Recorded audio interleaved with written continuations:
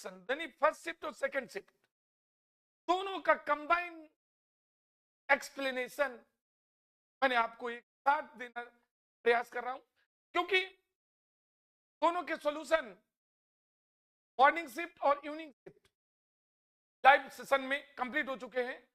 और चूंकि आप लोगों के पास टाइम बहुत कम है, तो पेपर कंडक्ट कर चुके हैं, तो सुनने में परेशानी हो रही, क्योंकि जो अटेम्प्ट करके आए वो प्रश्न से दौड़ रहे हैं। लेकिन जिन्हें कल पेपर देना है या नेक्स्ट टुमारो और डे आफ्टर टुमारो, ओके, उनके पास बहुत सारा टाइम है। तो अल्टीमेटली मैंने सोचा live session total solution start out करने के बाद उसका कंक्लूजन आपके सामने रखना जरूरी है, क्योंकि लेस वर्क और मच प्रोडक्ट, ठीक है, कम समय में पूरा कंक्लूजन आपके सामने आ जाए। तो डियर स्टूडेंट, आज के जेईई मेंस यानी 30th जैन को मॉर्निंग शिफ्ट और इवनिंग शिफ्ट में जेईई मेंस का जो एनालिसिस था समाउ प्रीवियस डेज की जैसा ही रहा, तो 2024 में सब कर रहे हैं आप, बट यदि पेपर वाइज एनालिसिस करें as per the report of students, हमारे सीआई के जो मैक्सिमम स्टूडेंट्स हैं, इसके अलावा जो ऑनलाइन हमारे सारे जुड़े हुए थे, उनकी फीडबैक के आधार पर जो लाइव सेशन में जो पेपर डिस्कशन के दौरान थे, उसमें एक कंक्लूजन ये है कि पेपर आपका फिजिक्स का पेपर फार्मूला बेस्ड था, कुछ मॉडरेट हुआ, मैथमेटिक्स जो क्वेश्चन थे बहुत समहाउ जैसे प्रीवियस डेज में था वैसे ही था, बट थोड़ा सा उसमें थोड़ी से लेकर के कॉन्फ्लिक्ट्स किया, और केमिस्ट्री में इजी टू मॉडरेट। अभी प्रीवियस डेज में जो केमिस्ट्री का पेपर देखा बहुत इजी नजर आ रहा था, थोड़ा सा मॉडरेट। यदि मॉर्निंग शिफ्ट और इवनिंग शिफ्ट दोनों को कंबाइंड इफर्ट करें और उन दोनों में स्टूडेंट का अटेम्प्टिंग जो व्यूज हैं उनके आंसर का एनालिसिस से बता रहा है, नो डाउट डियर स्टूडेंट्स, आप लोगों की फीडबैक के आधार पर पेपर सॉल्यूशन डिस्कशन के आधार पर अब केमिस्ट्री का कुछ इजी से मॉडरेट जा रहा है। नो डाउट यदि मैं डिटेल डिस्कशन करूं केमिस्ट्री, तो डियर स्टूडेंट, जिन लोगों ने एनसीईआरटी को इग्नोर नहीं किया, एनसीईआरटी के लास्ट में चैप्टर में देखते हैं पॉइंट टू रिमेंबर, उन पर भी फोकस किया। अब केवल ऐसे नहीं कहने की एनसीईआरटी पढ़ लिया सब कर रहे, एनसीईआरटी जो ढंग से क्या डेप्थ तक किया, हर एक कॉन्सेप्ट को अच्छी तरह से प्रैक्टिसेबल मोड पर लेकर के किया, हर टॉपिक के मैक्सिमम क्वेश्चन अटेम्प्ट करने का प्रयास किया, उन लोगों ने बहुत अच्छा। कुछ के मैं नाम गिना सकता हूं स्टूडेंट्स जिन्होंने 25 में 25 क्वेश्चन एक्यूरेट किया, डिफरेंट स्टूडेंट्स सारे क्वेश्चंस मेमोरी बेस्ड के आधार पर। एक कंक्लूजन है, बिल्कुल गड़बड़ नहीं किया, मस्त पेपर किया। और जिन इस एक और सॉलिड पॉइंट निकल करके आया, जिन स्टूडेंट्स की केमिस्ट्री में अपने आप को वीक महसूस कर रहे थे, इग्नोरेंसी कर रहे थे, डियर स्टूडेंट्स, अब उनको सेकेंड सेशन जो अप्रैल में कंडक्ट होना है उसके लिए पूरी तरह तैयार हो जाना चाहिए, क्योंकि केमिस्ट्री हंसा रही है और केमिस्ट्री रुला रही है। बहुत अच्छा इंटरेस्ट जिनका केमिस्ट्री में है वो तो क्रॉस कर गए, नो डाउट। एवरेज स्टूडेंट भी था, क्योंकि आज दोनों शिफ्ट में देखने को मिला जो 30 मिनट्स 35 मिनट्स में केमिस्ट्री कंप्लीट करके जंप करके पहुंच जाते थे फिजिक्स और मैथमेटिक्स में, क्योंकि सेक्शन ही फिजिक्स का था। फिजिक्स में नो डाउट कॉम्प्लिकेटेड नहीं कह सकते, फार्मूला बेस्ड क्वेश्चन थे, सिंपल अप्लाइड कर सकते थे, लेकिन जो नहीं कर पाए और आगे जंप करके पहुंचे केमिस्ट्री पार्ट में आज स्टूडेंट को 45 मिनट कंप्लीट करने में लगा, क्योंकि जैसे प्रीवियस डेज में फिजिकल का वेटेज थोड़ा कम था। यार स्टूडेंट आज की दोनों ही फिजिकल में टीजर बेस्ड क्वेश्चन में न्यूमेरिकल की प्रोबेबिलिटी को बढ़ा दिया डेफिनेटली, और ऑर्गेनिक में नो डाउट उसी अपने ही स्टैंडर्ड में आज भी नजर आई। और जीओसी के वही टॉपिक जो जनरल डिस्कशन करते हैं उससे रिलेटेड थे, जीओसी की प्रोबेबिलिटी मैक्सिमम रही। इनऑर्गेनिक पार्ट, तो इनऑर्गेनिक पार्ट की हम फर्स्ट शिफ्ट पेपर में प्रोबेबिलिटी कम थी, सेकेंड शिफ्ट पेपर में बढ़ी, फिजिकल की प्रोबेबिलिटी बढ़ गई। हाँ ऑर्गेनिक में कह सकते हैं जीओसी की प्रोबेबिलिटी ज्यादा रही। क्या डियर स्टूडेंट हम चैप्टर वाइज डिस्कस करें तो आप पाएंगे सभी हमारे जो लाइव क्लासेस में रहे, ऑनलाइन क्लासेस में रहे, ऑफलाइन क्लासेस में रहे, कानपुर के सारे सेंटर्स में रहे, उन स्टूडेंट ने एक अपने आप को स्टैंडिंग मुकाम हासिल किया इस जेईई मेंस में, और ये सर्टिफाइड हो चुका कि हमारी जो प्रिपरेशन थी, जो सॉलिड, चाहे मॉड्यूल्स को लेकर चलिए, चाहे पीवाईक्यू को लेकर के चलिए, या मॉक टेस्ट को लेकर चलिए, 99% प्रोबेबिलिटी क्वेश्चंस में, और ये सच है। मैं अक्सर कहता था no doubt GOC the substitute of GOD, वो साबित हो रहा है। डियर स्टूडेंट चैप्टर वाइज हम डिस्कस करते हैं तो फर्स्ट शिफ्ट और सेकंड शिफ्ट दोनों को कॉमन लेकर के चलें, क्योंकि इंडिविजुअली तो डिस्कस किया मैंने सॉल्यूशन सेशन में, और इस ब्रीफ सुन लीजिए आपके इस दोनों शिफ्ट में 30 जैन को दोनों ही शिफ्ट साल तो आप पढ़ते थे, देखा जाता था एनालिसिस केमिस्ट्री, एनालिसिस केमिस्ट्री में भी प्रैक्टिकल केमिस्ट्री से रिलेटेड क्वेश्चंस की प्रोबेबिलिटी बढ़ गई। प्रीवियस डेज में जो एनालिटिकल केमिस्ट्री से क्वेश्चन की प्रोबेबिलिटी कम रहती थी, वो आज दोनों बेहतर है। ओके क्वेश्चन पूछे गए, जैसे यदि हम फिजिकल को लेकर के चलें तो एटॉमिक स्ट्रक्चर से क्वेश्चंस आए। एटॉमिक स्ट्रक्चर में क्वेश्चन नंबर ऑफ ट्रांजिशन कितने, नंबर ऑफ ट्रांजिशन फाइंड करना था, हाइड्रोजन स्पेक्ट्रम से लेकर के क्वेश्चन रिलेटेड था। क्वांटम नंबर्स, क्वांटम नंबर का क्वेश्चन था, क्वांटम नंबर दी थी, उसमें किसकी क्वांटम नंबर हो सकती है, n+n की वैल्यू दी, मैग्नेटिक क्वांटम नंबर से रिलेटेड क्वेश्चन पूछा गया। और ज्यादा क्वेश्चंस जो थे की प्रोबेबिलिटी मींस 2 क्वेश्चंस पूछे, और दोनों क्वेश्चन का लेवल बहुत हाई नहीं था, ओनली फार्मूला बेस्ड थे क्वेश्चन। हाँ इसमें जो एटॉमिक स्ट्रक्चर का ये देखने को मिला, एक क्वेश्चन वो फिजिक्स में भी टैली कर रहा था, इसमें ट्रांजिशन की कैलकुलेट करना था। ओके ये आपके एटॉमिक स्ट्रक्चर में था, यदि केमिकल बॉन्डिंग में चले तो डियर स्टूडेंट केमिकल बॉन्डिंग के एनालिसिस बहुत अपने आप में, सुनो क्या था इसका, अपने आप में एक इंडिविजुअल चैलेंज था। कोई कॉम्प्लिकेशन नहीं था, कोई पैनिक सिचुएशन नहीं थी, वही जो क्वेश्चन डेली डिस्कस करते थे, आप जो कंडक्ट करके पेपर आ रहे हैं, मेरी बातें सुन रहे होंगे या सॉल्यूशन में थे ही, या मेरे जो कंक्लूजन सुन रहे हैं कंबाइंड शॉर्ट कंक्लूजन, इसमें तो मेन क्वेश्चन थे हाइब्रिडाइजेशन, हाइब्रिडाइजेशन फाइंड करना था, और आपके जो वेस्पर थ्योरी से उनमें dipole movement, paramagnetic, diamagnetic, geometry, कई कंपाउंड दिए हुए थे क्वेश्चन, जैसा मैंने डिस्कस किया, उसमें से क्वेश्चन आपको सॉर्ट आउट करना था, फार्मूला बॉन्ड स्ट्रक्चर बनाना था, बॉन्ड स्ट्रक्चर से रिलेटेड क्वेश्चन था।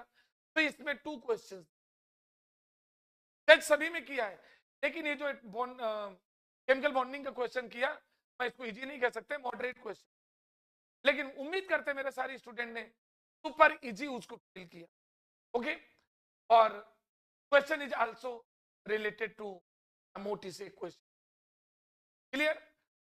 इसके बाद देखें नेक्स्ट थर्मोडायनामिक्स। थर्मोडायनामिक्स में एक क्वेश्चन था, बहुत कॉम्प्लिकेटेड क्वेश्चन नहीं दिया, लेकिन थर्मोडायनामिक्स का क्वेश्चंस एक्चुअली जनरल यदि आप आरटी के कॉन्सेप्ट को लेके चलें और याद करिए मॉड्यूल 4 और 5 को यदि आपने किया तो नंबर तक भी चेंज नहीं, उसकी नंबर तक नहीं चेंज है और आप आसानी से निकाल सकते थे। और इक्विलिब्रियम से भी रिलेटेड क्वेश्चन था, but that is easy. Equilibrium में जो क्वेश्चन था पीएच निकालने को न्यूमेरिकल में दिया गया था, आपके जो इंटीजर बेस्ड क्वेश्चन था, और उन क्वेश्चन में अटेम्प्ट करना था जिसमें कंसंट्रेशन दिया है और कंसंट्रेशन के आधार पर आपको पीएच फाइंड करना है। हाइड्रोक्सिल मीन हेंडरसन इक्वेशन के आधार पर हाइड्रोजन आयन दिया था और उसमें आपको फाइंड करना। ठीक है बेटा, आपको केमिकल बॉन्डिंग में 2 आयन्स दिए गए और दोनों आयन्स थे, 2 आयन्स दिए गए उसमें, और दोनों को कंबाइंड इफर्ट करते हुए चारों ऑप्शन में था, उनके कैरेक्टरिस्टिक फाइंड करना था। एक पैरामैग्नेटिक एक है और एक डायमैग्नेटिक है, उन चारों ऑप्शन में 2 आयन को लेकर के समराइज करना था। ओके, इस कैटेगरी के क्वेश्चन भी नजर इक्विलिब्रियम में मैंने बता दिया। ठीक है, हाँ, इक्विलिब्रियम में एक क्वेश्चन चैटलियर्स लॉ के लिए भी एप्लीकेबल था, चैटलियर लॉ से रिलेटेड क्वेश्चन अपेयर हुआ, लेकिन उस क्वेश्चन को हम मॉडरेट में नहीं ले सकते, इजी में कंसीडर। ओके, नेक्स्ट अब क्वेश्चन देखें तो सॉल्यूशन, लिक्विड सॉल्यूशन में मींस सॉल्यूशन जो लेके चले उसका क्वेश्चन किससे था? डियर स्टूडेंट, एक ऑस्मोटिक प्रेशर से, मॉर्निंग से ऑस्मोटिक प्रेशर से रिलेटेड क्वेश्चन था, कंसंट्रेशन दिया था और वो भी मोलारिटी के टर्म्स में दिया था और उसका ऑस्मोटिक प्रेशर आपको फाइंड करना। ये इजी कैटेगरी में था, मॉडरेट नहीं था। और जो दूसरे शिफ्ट में उसी से 2 क्वेश्चन रखे गए, एक क्वेश्चन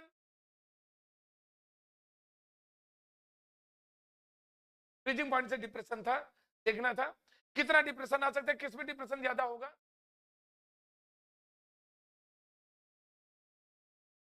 वो बेंजीन में नेफ्थलीन को मिला के डिफिनिट क्वांटिटी ऑफ नेफ्थलीन, और उसमें डिप्रेशन इन फ्रीजिंग पॉइंट कितना होगा। दूसरा जो क्वेश्चन सेकेंड शिफ्ट में डिप्रेशन इन फ्रीजिंग पॉइंट से रिलेटेड था, लेकिन उसमें 4 कैटेगरी, सब में सॉल्वेंट सेम था, यानी पोलर सॉल्वेंट था, वाटरी सॉल्वेंट सभी में था, और इसमें बताना था किसमें depression in freezing point minimum किसमें हो। तो जिसमें नंबर आप निकालना था, सभी जितने सॉल्यूट थे उनके नंबर आप मोल से निकालना है, नंबर आप मोल ज्यादा हो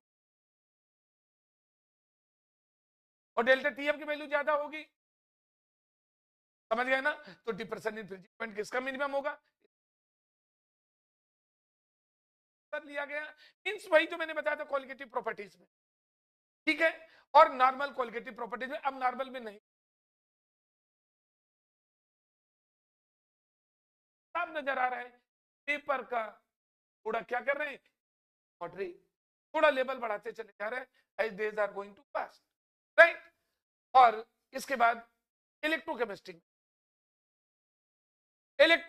में भी क्वेश्चन की जो प्रोबेबिलिटी थी, क्योंकि जब मैं पहले बता चुका हूं, एक कंक्लूजन है कि इन पेपर में आप देखने को आ रहा है maximum questions are taken from 12th standard syllabus and minimum questions are taken from 11th standard syllabus. इसमें भी जो इलेक्ट्रोकेमिस्ट्री में था, इलेक्ट्रोकेमिस्ट्री में इलेक्ट्रोड पोटेंशियल दिया है, हाइड्रोजन आयन कंसंट्रेशन के बेस पर आपको उसका पीएच निकाल, इलेक्ट्रोकेमिस्ट्री का क्वेश्चन ये दिया हुआ था। दूसरा जो क्वेश्चन था इलेक्ट्रोकेमिस्ट्री से वो इंटीजर बेस्ड में ही था, क्योंकि मैंने पहले बताया है कि फिजिकल केमिस्ट्री का जो परसेंटेज है, फिजिकल केमिस्ट्री का जो प्रोबेबिलिटी बढ़ा रहे हैं, इनऑर्गेनिक का थोड़ा सा कम किया और उसके कंपैरिजन में फिजिकल को, ऑर्गेनिक तो पहले से ज्यादा था। फर्स्ट शिफ्ट में ऑर्गेनिक की प्रोबेबिलिटी ज्यादा रही, लेकिन सेकंड शिफ्ट में फिजिकल का प्रोबेबिलिटी फर्स्ट शिफ्ट से ज्यादा रही। ओके, और फिजिकल में केमिकल काइनेटिक्स मैंने एक एक क्वेश्चन तो सभी से, इलेक्ट्रोकेमिस्ट्री से 2 क्वेश्चंस रखे गए दोनों में ही, और केमिकल काइनेटिक्स एक क्वेश्चन था एक शिफ्ट। केमिकल काइनेटिक्स से जो रिलेटेड क्वेश्चन पूछे गए तो आपको फार्मूला सिंपल था, order of reaction applicable formula था, और एक वेलोसिटी से क्वेश्चन था इंटीजर बेस्ड में एक शिफ्ट में, आर्हीनियस इक्वेशंस यानी एक्टिवेशन एनर्जी न्यूमेरिकल था। हाँ, इनमें देखा जाए तो फिजिकल केमिस्ट्री में जो इंटीजर बेस्ड न्यूमेरिकल है उनके कैलकुलेशन में थोड़ा सा मॉडरेट किया, लेकिन जिन स्टूडेंट ने केवल लाइटली पढ़ के गया उनके लिए कॉम्प्लिकेटेड था, लेकिन जिन्होंने थोड़ा वर्क किया है उन्होंने बहुत अच्छा परफॉर्म किया। ओके, और ये तो आपका फिजिकल का रहा, दोनों शिफ्ट में हमने बताया फिजिकल का कहां तक पहुंचा।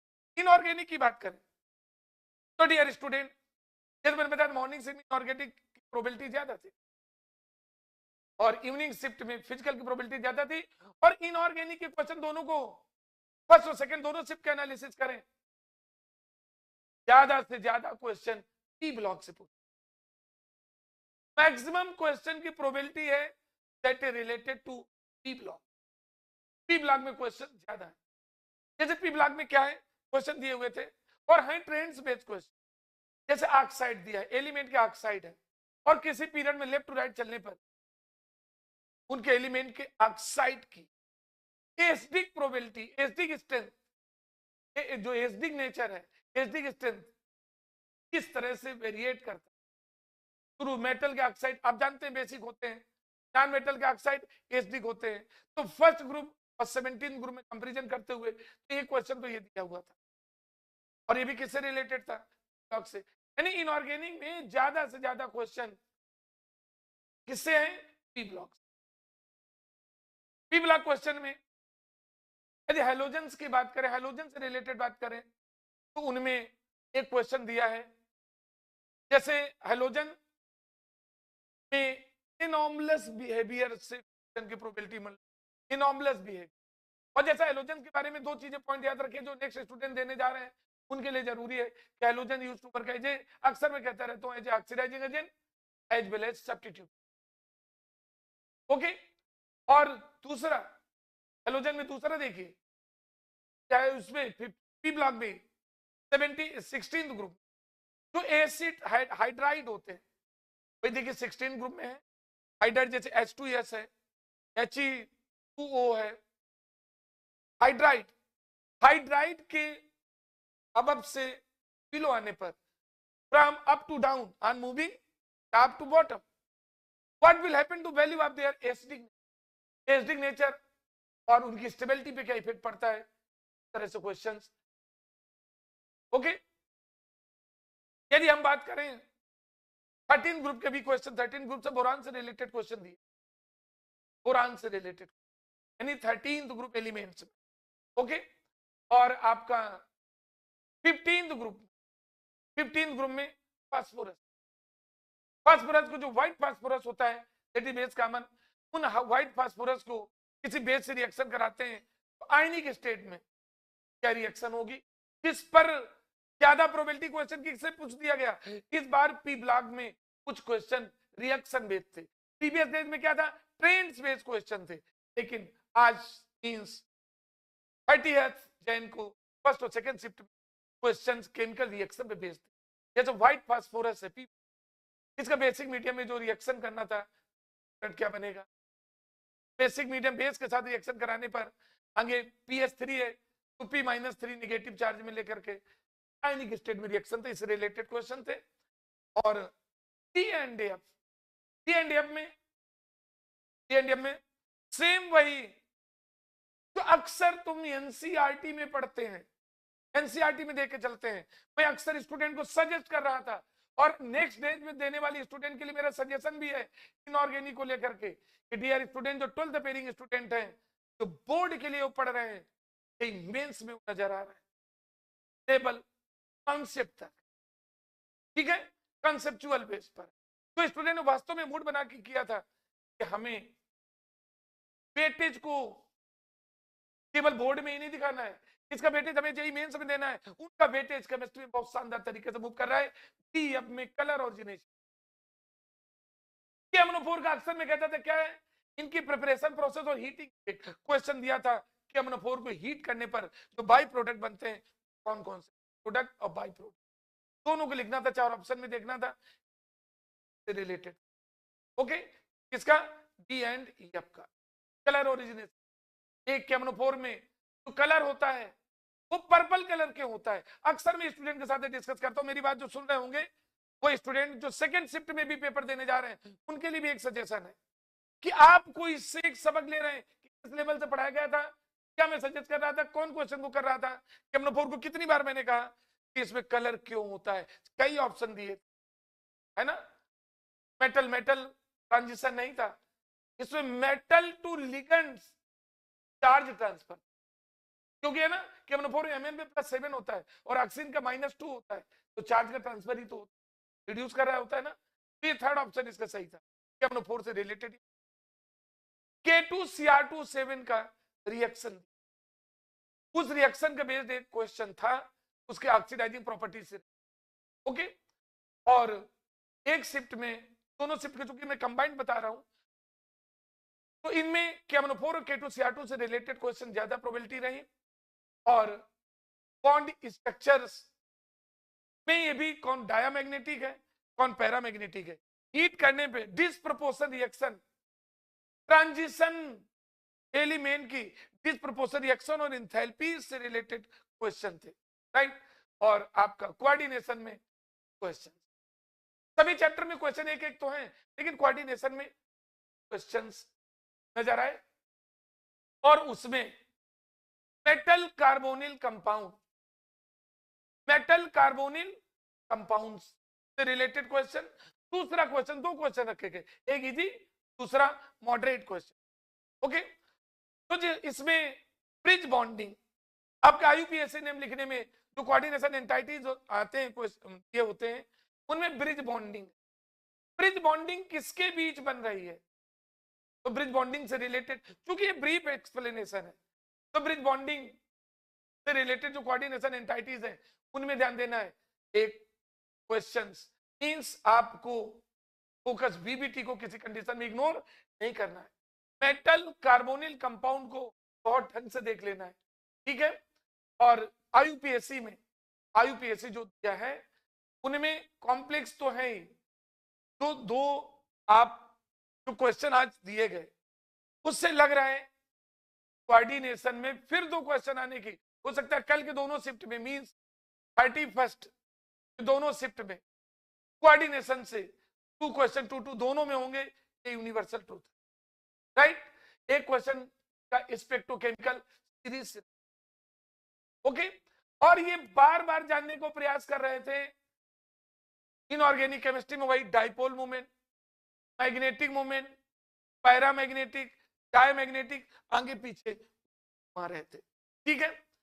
तो इनऑर्गेनिक का कंक्लूजन क्या निकला, पी ब्लॉक और कोऑर्डिनेशन में आपको जबरदस्त फोकस करना है, रिएक्शन में भी। अब ऑर्गेनिक केमिस्ट्री की बात करें तो dear student, no doubt organic chemistry आज जो पेपर दे के आए हैं या आगे जो पेपर देंगे सेकेंड सेशन में, या जिन्हें नेक्स्ट कल पेपर देना है, 2 डेज बचे 31st एंड 1st Feb, उनके लिए एक बहुत इंपॉर्टेंट है। ऑर्गेनिक का आज एक में वेटेज ज्यादा था और दूसरे में जो वेटेज था वो मॉडरेट वेटेज, उनमें जीओसी को ज्यादा टच किया गया एक शिफ्ट में, जीओसी से रिलेटेड।